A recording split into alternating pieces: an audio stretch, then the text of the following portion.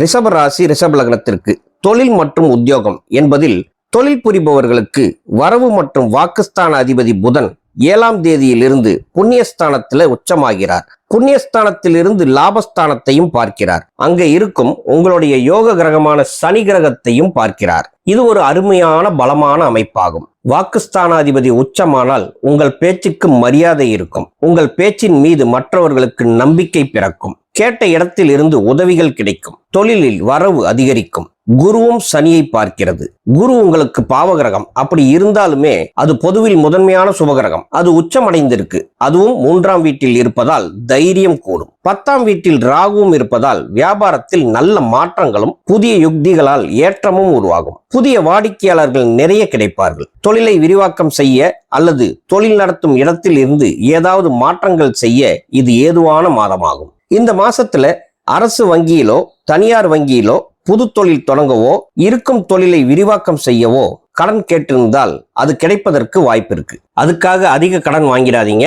இந்த மாதம் சுக்கிரன் சாதகமாக இருக்கு. அதனால எளிதாக கடன் கிடைச்சிடும். அளவுக்கு மீறி கடன் வாங்கிட்டு அப்புறம் கஷ்டப்படாமல் இருக்க தேவையான அளவு உங்களால திருப்பி செலுத்தும் அளவிற்கு மட்டும் கடன் வாங்குவது நல்லது. உத்தியோகத்தில் இருப்பவர்களுக்கும் அது தனியார் வேலையாக இருந்தாலும் சரி, அரசு வேலையாக இருந்தாலும் சரி, ரொம்ப நாளா நீங்க எதிர்பார்த்துட்டு இருந்த அங்கீகாரம், சம்பள உயர்வு, பதவி உயர்வு அல்லது வேலையில் இடமாற்றம் இது எல்லாம் இந்த மாசத்தில் கிடைக்க போகுது. உச்ச புதனால் உங்களது அறிவு, ஆற்றல், திறமை, புக்தி எல்லாம் வெளிப்படக்கூடிய மாதமாக இருக்கு. அதோடு 6ஆம் இடத்துல மூலத்திரிகோண வலிமை பெற்ற சுக்கிரன் உங்களுக்கு போராடி வெற்றி பெறும் அமைப்பை தருவார். இது வேலையில மட்டும் இல்லாம உங்கள் மொத்த வாழ்க்கையிலும் நீங்கள் சந்தித்து வந்த எதிர்ப்பு, எதிரிகள், தடைகள், வம்பு வழக்குகள், பிரச்சனைகள், ஆரோக்கிய குறைபாடுகள் எல்லாவற்றையும் தவிடுபொடியாக்கி உங்களுக்கு வெற்றியை கொடுப்பார். அதுதான் உங்கள் ராசி அதிபதியுடைய வலிமை.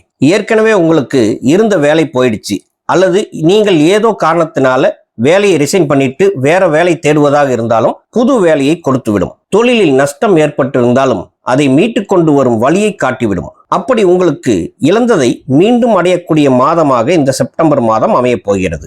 பொருளாதார வகையிலும் நல்ல முன்னேற்றம் உண்டு. 2ஆம் இடத்துல இருக்கும் செவ்வாயும் 18ஆம் தேதியில் 3ஆம் வீட்டில் குருவுடன் சேர்ந்து குருமங்கள யோகத்தை தரும். உச்சபுதனின் ஆற்றல் இருப்பதால உபரி வருமானங்கள், தடைப்பட்டு நிலுவையில் இருந்த பணம், கேட்ட இடத்திலிருந்து கடன் உதவி என்று பண வரவுகள் தாராளமாக இருக்கும்.